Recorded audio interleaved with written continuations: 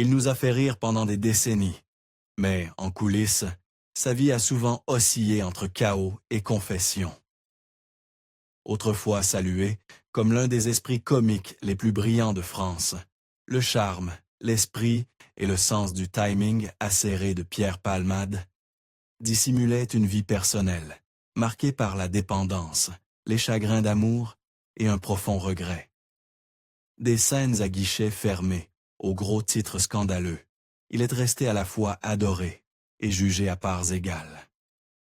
Mais aujourd'hui, après des années de silence et de spéculation, Palmade commence à parler, avec une honnêteté bouleversante, de la lumière aux ténèbres, l'ascension d'une icône de la comédie française. Pierre Palmade est né le 23 mars 1968 à Bordeaux, en France, dans une famille de classe moyenne, cultivée et intellectuellement orientée. Son père était médecin et sa mère, professeure de littérature, lui a très tôt fait découvrir la beauté et la puissance des mots. Bien qu'il fût un enfant timide et introverti, Palmade comprit rapidement que l'humour pouvait être son pont vers le monde extérieur, un moyen de surmonter non seulement les insécurités de la cour de récréation, mais aussi les tensions silencieuses au sein de son propre foyer. La comédie, pour lui, devint une forme de survie. À 14 ans, il dévorait déjà les œuvres des grands noms de l'humour français, comme Guy Bédos, Pierre Desproges et Coluche. Il admirait leur esprit, leur audace, et surtout, leur capacité à faire rire, tout en remettant en question les normes sociales. Ce mélange d'irrévérence et de réflexion définirait plus tard sa propre voix comique. Au lycée, il commence à écrire et jouer de petits sketchs pour ses camarades, par audience souvent les professeurs et les célébrités, avec une précision étonnante. Il était clair pour son entourage, avant même qu'il ne se l'avoue à lui-même, que Palmade était destiné à la scène. À 18 ans, il s'installe à Paris, une ville qui représentait à la fois l'opportunité et le risque. Sans formation dramatique formelle, il se lance dans la scène comique parisienne, ultra compétitive, fréquentant les scènes ouvertes et les cabarets. Ses premiers textes étaient bruts, mais prometteurs, et son sens du timing, verbal et physique, était déjà remarquable. En 1988, à seulement 20 ans, Palmade présente son premier spectacle solo au légendaire Théâtre de 10 heures. Le spectacle, alliant commentaires sociaux mordants et humour autorisoire, attire l'attention des comédiens et producteurs établis. La télévision française ne tarde pas à le remarquer, et Palmade apparaît bientôt dans des émissions en prime time comme La Classe, aux côtés d'autres étoiles montantes telles que Muriel Robin et Chevalier en Las Palais. Les années 1990 marquent l'explosion de sa notoriété. Il n'est plus seulement humoriste de scène, mais aussi auteur dramatique, scénariste et invité régulier à la télévision. Son humour touche un large public. Les intellectuels apprécient la nuance, tandis que les spectateurs grand public s'identifient à ses textes. Ce qui le distingue, c'est sa capacité à mêler vulnérabilité personnelle et satire mordante, notamment dans des sketchs explorant les absurdités des relations amoureuses, de la vie de famille et des clichés culturels français. En 1996, il s'associe à Michel Larocque pour créer Ils s'aiment. Une pièce à deux personnages qui dissèque les couples modernes avec un humour tranchant et une grande finesse émotionnelle. La chimie entre les deux est immédiate et électrisante, tant sur scène que dans l'imaginaire du public. La pièce devient un phénomène, donnant lieu à 2 suites. Ils se sont aimés en 2001 et ils se re-aiment en 2012, chacune explorant différentes phases de la vie d'un couple fictif en écho aux expériences d'une génération entière. Le succès de Palma ne se limite pas au théâtre. Il écrit des scénarios pour la télévision et collabore avec des figures reconnues comme Muriel Robin et Jean-Marie Bigard. En 2001, il tente même le cinéma avec Pédale douce, une comédie où il incarne un homme homosexuel gérant un bar transformiste, rôle qui lui vaut une nomination au César du meilleur second rôle. Son ouverture sur sa propre orientation, bien que dévoilée avec prudence, confère poids et sincérité à ses œuvres, faisant de lui une figure discrètement influente dans la visibilité LGBTQ+, dans le paysage médiatique français. Et pourtant, derrière les applaudissements et les ovations, Palmade commence déjà à se fissurer. La célébrité lui offre une tribune, mais amplifie aussi ses insécurités. La pression d'être toujours drôle, pertinent, parfait, l'entraîne sur une pente d'évasion. Derrière le masque public de l'humoriste se cache un homme de plus en plus dépendant à certaines habitudes pour gérer le stress et le doute. Ces produits ne sont pas entrés dans sa vie comme distractions festives, mais comme de prétendus outils de confiance et d'endurance qui finiront par le dominer. À la fin des années 1990 et au début des années 1200, ses amis les plus proches commencent à voir les signes, la fatigue chronique, les sautes d'humeur, les annulations de spectacles. Pourtant, le grand public reste dans l'ignorance. Il a perfectionné l'art de jouer la joie, tout en sombrant dans le silence intérieur. La scène lui procure de l'adrénaline. Les heures sombres, elles réclament l'oubli. Et avec lui, le besoin d'anesthésie. Lorsque les premières rumeurs de dérive commencent à circuler dans le milieu artistique, Palmade est déjà profondément enlisé dans un cycle de dépendance et de déni. Il continue de jouer, d'écrire, de séduire les médias, mais les fissures deviennent béantes. Il n'est plus seulement un artiste. Il est un homme en lutte pour ne pas perdre son identité. Amour, perte et l'homme qui a tout changé. Dans le monde imprévisible et scintillant des célébrités françaises de la fin des années 1990, où la renommée pouvait aussi bien griser qu'isoler, Pierre Palmade croisa le chemin d'un homme qui allait silencieusement changer le cours de sa vie, Patrick Juvet. Connu pour sa présence scénique flamboyante et ses tubes disco inoubliables comme « Où sont les femmes ?». Juvet n'était pas seulement une icône musicale, mais aussi un homme ayant traversé son propre cycle de gloire, d'excès et de quête de sens.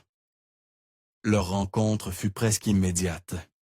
Deux artistes blessés attirés l'un par l'autre par un besoin commun de compréhension, de protection et d'authenticité dans un monde d'illusions. Palmade avait une trentaine d'années, au sommet de sa carrière comique, adulé par le public et professionnellement épanoui. Mais en privé, il sombrait lentement, agité, fragile émotionnellement et de plus en plus dépendant de substances pour gérer son mal-être intérieur. Juvet, de 18 ans son aîné, avait déjà connu les ravages de la célébrité et les affres de la dépendance. Leur relation, bien que discrète, était d'une intensité émotionnelle indéniable. Ils étaient opposés à bien des égards. Juvet, semi-retraité et introspectif, avait trouvé une paix fragile dans l'abstinence. Palmade, à l'inverse, commençait à perdre pied sous la pression constante du succès et des traumatismes non résolus. Quand je l'ai rencontré, il ne buvait plus d'alcool, confia Palmade dans le documentaire Patrick Juvet, à cœur ouvert, en 2022. C'est moi qui commençais à tomber dans les excès. L'ironie était douloureuse. Pendant que Juvet remontait la pente, Palmade y glissait.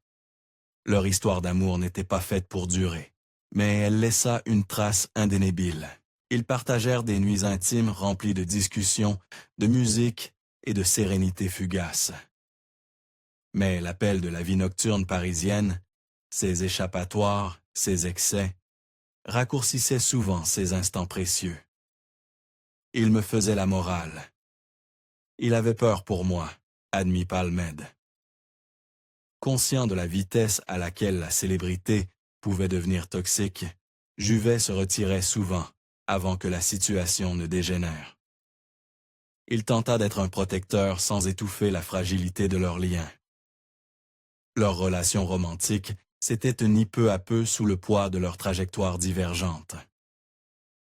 Pourtant, à la différence de nombreuses idylles éphémères du showbiz, leur lien évolua vers une amitié sincère. Ils restèrent proches, se confiant l'un à l'autre. Juvette ne jugea jamais Palmade pour ses dérapages. Il comprenait trop bien. Et Palmade ne cessa jamais de chérir la force tranquille et l'affection que Juvet lui avait offerte à une époque où peu osaient s'approcher.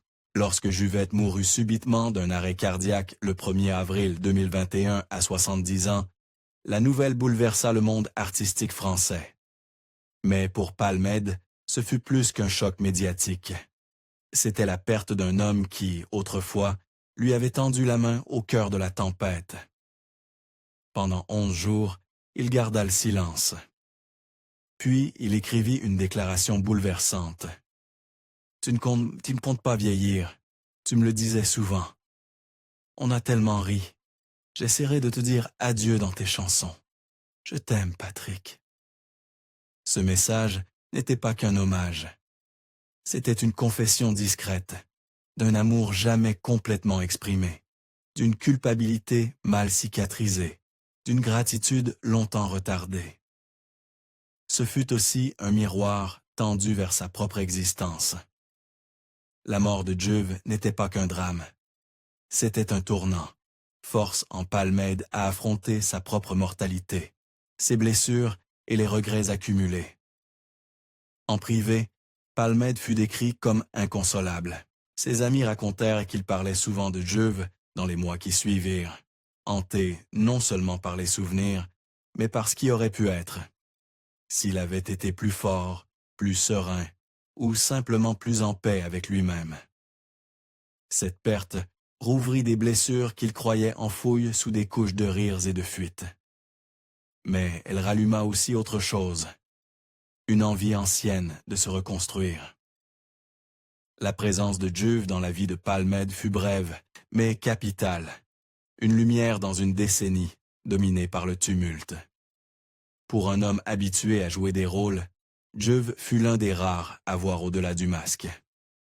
Et comme Palmade l'admire plus tard, il a eu peur pour moi avant que moi-même j'aie peur pour moi. Chute brutale.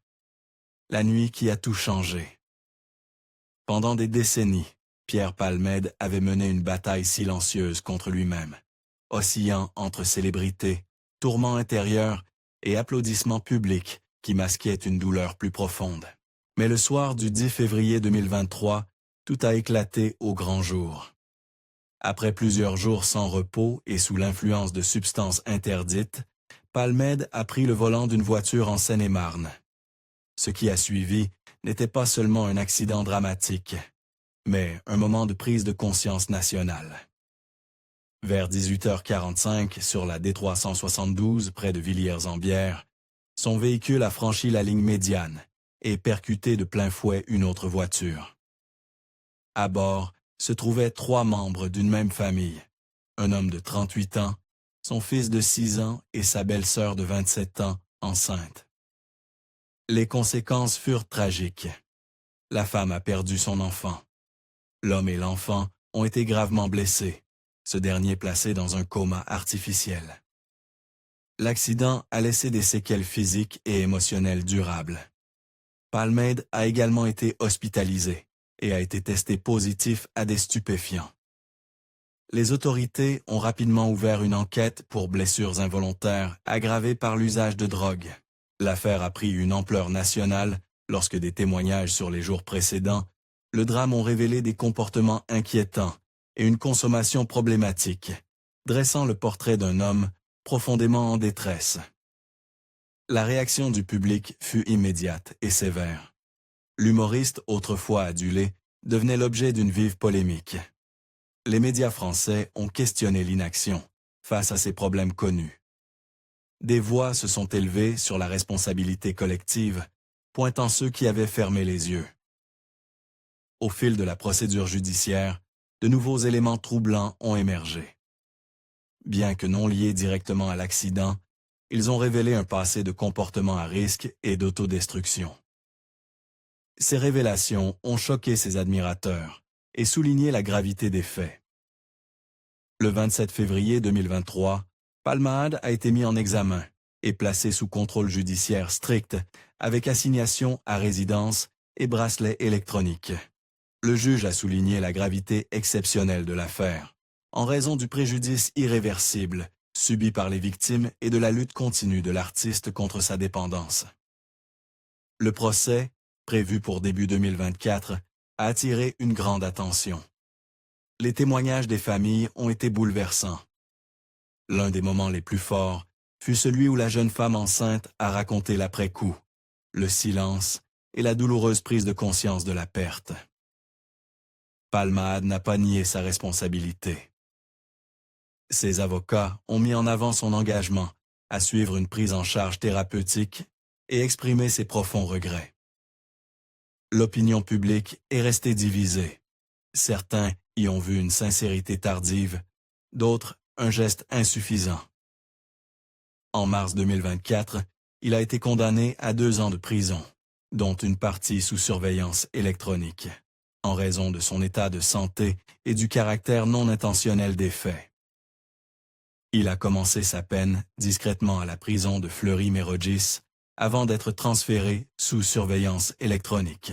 Des proches devenus lui rendre visite ont décrit un homme fragile, mais toujours fidèle à lui-même. L'idée de la prison l'angoissait, a confié un ami à BFM TV. Mais même là-bas, il était resté Pierre, sensible, blessé, toujours en quête de sens. Puis est venu le 16 avril 2025. Sans caméra ni déclaration, il a été libéré toujours sous contrôle judiciaire. Techniquement, ce fut une libération administrative, mais pour le public, ce fut bien plus. L'homme qui faisait autrefois briller les scènes rentrait dans un monde profondément transformé, sans savoir s'il y trouverait encore sa place. Il n'a rien dit aux médias, aucune interview, aucun projet annoncé, juste le silence. Mais derrière ce silence, selon ses amis, se cache un homme qui réapprend à vivre, hanté par la culpabilité, mûri par les conséquences et, espérant en silence, pouvoir se reconstruire. Hanté par ses luttes, prise de conscience, réflexion et long chemin vers la guérison. Les difficultés de Pierre Palmade en matière de bien-être personnel et de dépendance ne sont plus des murmures. Elles sont devenues centrales dans la manière dont le public perçoit son histoire. Pendant des années, l'humoriste acclamé ne livrait que de vagues allusions à ses tourments intérieurs. Mais après le tragique accident de 2023 et les conséquences judiciaires qui ont suivi, son silence a laissé place à quelque chose de rare dans le monde des célébrités. L'introspection. La dépendance de Palmade à des mécanismes d'adaptation nocifs remonte à plusieurs décennies. Si certains ont d'abord vu dans ses choix une forme d'échappatoire, ses proches ont fini par comprendre la douleur plus profonde qui s'y cachait. Pour un homme constamment sous les projecteurs, la pression d'amuser, d'apparaître joyeux et vif, devenait de plus en plus incompatible avec son état intérieur. En coulisses, il vivait des cycles de hausse et de base émotionnelle, des rémissions brèves suivies de rechutes et des tentatives répétées de reprendre le contrôle. La célébrité, et comme souvent, a offert les applaudissements, mais peu de paix. En public, Palmade restait spirituel, vif et adoré. En privé, toutefois, il se serait senti dépassé et seul. Au fil des années, il est devenu évident que son mode de vie avait un prix, non seulement sur sa santé, mais aussi sur ses relations et sa capacité à fonctionner. Ce qui importe, c'est que le parcours de Palma ne se résume pas au scandale, mais reflète un sens croissant de la responsabilité. Il n'est pas remonté sur scène, il ne publie pas de déclarations tonitruantes. À la place, il semble concentré sur un travail discret, reconnaître le mal causé, exprimer des remords et chercher une voie vers l'avenir qui honore à la fois son passé et les personnes touchées par ses actes. Ce qui subsiste aujourd'hui, ce n'est plus l'image d'un artiste sans faille, mais celle d'un homme en reconstruction, ne se cachant plus derrière des personnages ou de l'humour, mais affrontant la vie telle qu'elle est, avec honnêteté, douleur et espoir. Faire face à l'héritage, la célébrité, la peur et le pouvoir de l'aveu. À 57 ans, Pierre Palma ne n'est plus le jeune humoriste vibrant qui électrisait autrefois les scènes françaises par son esprit acéré, son timing impeccable et son humour sans peur. Il est devenu quelque chose de bien plus complexe. Un homme, dépouillé des applaudissements, exposé dans une vulnérabilité brute. L'image brillante de l'artiste adulé a laissé place à la réalité sobre d'un homme confronté aux décombres laissés par des années d'addiction, de déni et de troubles émotionnels. Palma est à la fois brisé et en reconstruction, avançant sur un chemin qui n'a rien de glamour ni de certain. Pour beaucoup, cette dualité est difficile à accepter. Comment quelqu'un qui a apporté tant de joie a-t-il pu causer un tort aussi profond et irréversible? L'accident de voiture de 2023, dans lequel Palma, sous l'influence de drogue, a percuté un véhicule transportant une jeune famille, a été plus qu'une tragédie. Il a marqué un tournant. Il a forcé la société française à repenser sa relation à la culture des célébrités et à la notion de responsabilité. Pour Palma II, ce fut le début d'un effondrement douloureux, mais nécessaire.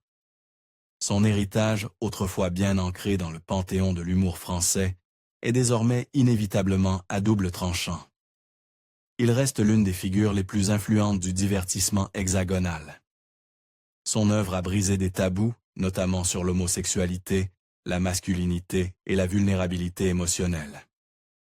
Dans les années 1990, alors qu'il était encore rare et risqué d'être ouvertement homosexuel dans les médias, Palma a osé la vérité.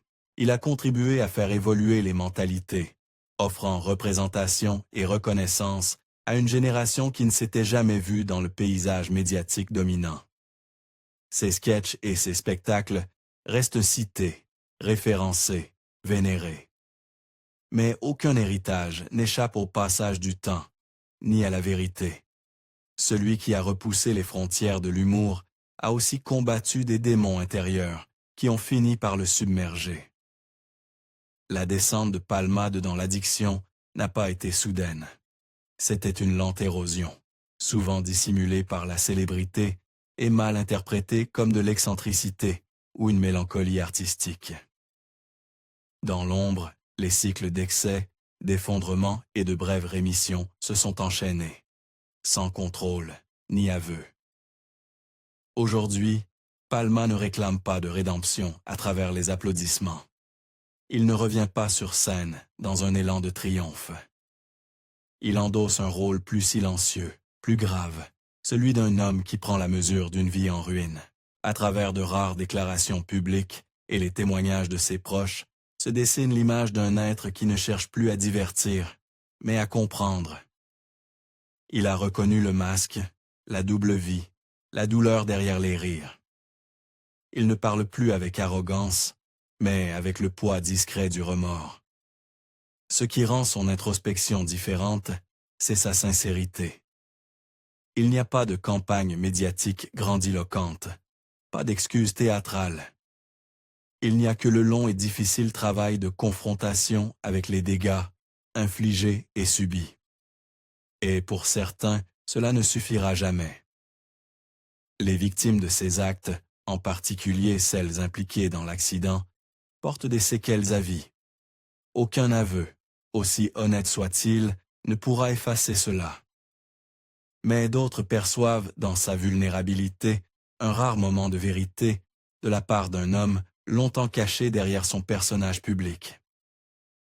Pierre Palma ne remontera peut-être jamais sur scène au son des rires. Mais ce n'est peut-être plus le but. Pour la première fois, il vit non pas pour les regards extérieurs, mais pour une clarté intérieure. Son histoire ne se résume plus aux blagues ni aux tragédies. Elle parle désormais du processus chaotique, douloureux et souvent invisible de la guérison. Et dans ce cheminement, il découvre peut-être une forme de paix que la célébrité ne lui a jamais apportée. Celle que l'on trouve en assumant enfin sa vérité. Pensez-vous que Pierre Palma mérite une seconde chance après tout ce qui s'est passé? Dites-nous ce que vous en pensez dans les commentaires. Et si cette histoire vous a touché, merci d'aimer, de partager et de vous abonner pour découvrir d'autres récits inédits qui vont au-delà des gros titres.